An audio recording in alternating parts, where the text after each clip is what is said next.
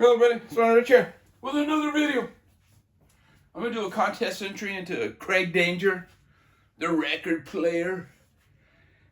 He's doing a contest and the prize is $100 USD Amazon gift card.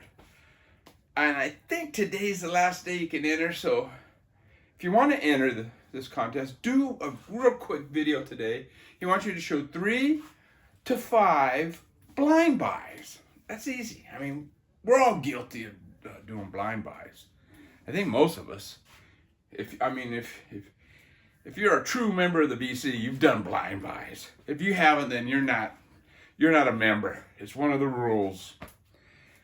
I'm gonna go through 50 years of buying blind buys, and I got 20 of them. The first one here is Black Pearl. Now, I bought this brand new. Probably paid less than $1. These first 4 I paid less than $1. Probably at a department store, Kmart, Whitefront, Zodi's, Sage. And they used to have like the records that wouldn't sell. They'd have little punch outs. And this is one. And I would buy them just based on the covers. I mean, I wasn't little. I was probably 6th, 7th, 8th grade when I was doing this. And this one caught my eye. And it's one of those kind of hard and heavy rock, blues rock with a dude that's trying to be a soulful singer. It's a pretty good record. It's managed to stick around. Now this one I think is a little bit better. And it's made Blitz. I bought this one probably 33 cents, you know. And since joining the BC, I found out they have a second album, the 2nd of May or something like that. But anyways, I bought this one. You know, it opens up. It's one of those uni packs. But yeah, May Blitz, man. Now this one here, I bought this one based on the cover. Puka. I don't think I've ever seen anybody show this one. It's a typical 70s, 71, 70 sounding album. This one is a little more keyboard driven. Dare I say a little more proggy-ish. It's a good album though. But of these first 4 that I bought, brand new, this is probably the most well-known one. This is the Stooges. And this is their debut. I think this may be actually the second press of this. I think there's something on the label that's a little bit different. I think the mailman's here. But yeah, I got the Stooges for like 33 cents. Now, another type of blind buy is you're familiar with something about the band or the artist, but you've never heard this album. And I'm going to say that is the case with this. This is Brian Jones presents the Pipes of Pan at whatever. I knew Brian Jones. In fact, I thought he was cool, dude. He was one of my favorite Rolling Stones. Passed away, and then this came out, and I go, man, I'm going to check it out. And I had no idea what it was.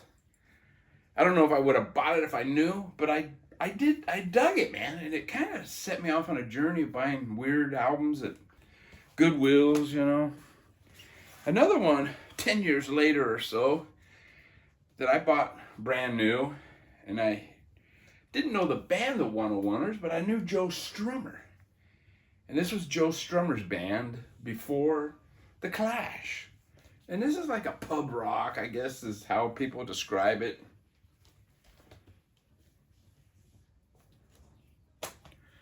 Now, this album per se wasn't a blind buy, but I would say a month or so before I saw this, I saw their 7-inch single, Lips Can't Go.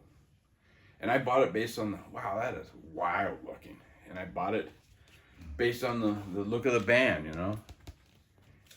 And that's one of the singles, or that is maybe probably the main single off of this album. So I became aware of Alien Sex Fiend because of their covers, Now another English band, I didn't know nothing about. But I remember looking through the records, and I saw this Cockney Rejects Greatest Hits Volume 1, and then they had another record. It was Greatest Hits Volume 2. I didn't go, who the hell are these guys? They already have 2 Greatest Hits albums, you know? So I thought, you know what, I'm going to pick this one up. Looks kind of interesting, you know? And I loved it, man. It's like punk rock, pub rock. It was just a blend of punk rock that I really fell in love with. And this is The Blind Buy. The next week I went back and picked this one up. This one wasn't so much of a blind buy, so that one didn't count. I mean, I probably back then in the 80s, I'd go to the record store, and usually on Fridays, and I would buy one album, you know. I used to buy at least one album a week back then. And I bought this one at Middle Earth Records, the same as the Cockney Rejects. Middle Earth Records in Downey, California. And I bought this one based on the cover, man. It's one of the trippiest covers to this day. And I saw them, I don't know how many months it was after I bought this. It was the only thing I had by them. It was the only thing that was out when I saw them. And I think they were one of the opening bands for Peel. This is another example from the 80s. Burst Out, West Japanese Skinheads. Had no idea what this was going to sound like. And it's pretty intense. Another 80s. Now those I bought all new. I bought this one in the used dollar bins. Acid Visions. It's one of those garage comps. I think I had a couple of. But I bought this one here, man, because it had Johnny Winter. It's like bands from Texas, you know? And it's a really good comp. Another one I bought in the 80s in the used bins. It's this Mood of Defiance Now. And, I mean, it was cheap. And you can kind of tell by the band, you know, what kind of music it is, you know. You got this goth-looking girl, and you got this guy here, thinks he's Elvis Presley or something. You know, this is the regular bearded artsy-fartsy guy that likes to talk about records, and this guy here, he's like the rich kid. They're probably all rich kids. Now we're going to move on to the past 10, 12 years or so. I started maybe 12, 15 years, I started buying records again. And this is one I saw up on the wall at Amoeba Records in Hollywood before they moved to the crappy store. And just the album cover, man, I didn't know. I go, Nirvana. This is before I started watching BC videos. I go, the story of Simon Simopath. I go, man, who the hell are these guys? And the back kind of concerned me. I go, man, they're going to sound like ELO. And if I knew how soft and mellow it was, I may not have gotten this. But man, I love this record now. A cheapie one I bought. It's a Peggy Lipton. Now, I knew her from the Mod Squad. It was one of my favorite shows when I was like in 5th grade or whatever. And I prefer brunettes, but man, I always thought she was beautiful. And it's a pretty good album. It's managed to stick around. It's kind of like in the vein of the Mamas and Papas. And she married Quincy Jones, so I don't know if he produces or not. Another one I bought at an antique mall not that long ago, probably a year or so ago, in Bakersfield here. And it's the Sugar Shop. And I go, man, that's gotta be pretty good. And it is. It's poppy, 60s rock pop. Now, when I bought it going underground, didn't have no idea what it was. It's a band called Larson. And it turns out it's a punk band from Spain. I don't know. Never heard of them. I bought it based on the album cover. And another one I bought there, based on the album cover, was this Rock en Espanol album. And, I mean, the cover kind of drew me in, but then Enrique Guzman, I kind of knew that name. I knew the Guzman name. And what it was is his daughter had that. She's kind of like wild, and she has that song, "Hey Wedo" or "Hey Weta" or whatever. But yeah, it's pretty basic. You kind of know what you're gonna get with these '60s Spanish, Mexican, rock bands, and this is a perfect example. Now I bought this one new. Those last few were used. I bought this one new. Rare Mexican cuts of the '60s. And I think this may have came out on Record Store Day a few years after I bought this one. And it's pretty basic, covering like Gloria, But there's some Susie Q. I mean, I like this version of Susie Q better than the Creedence Clearwater one.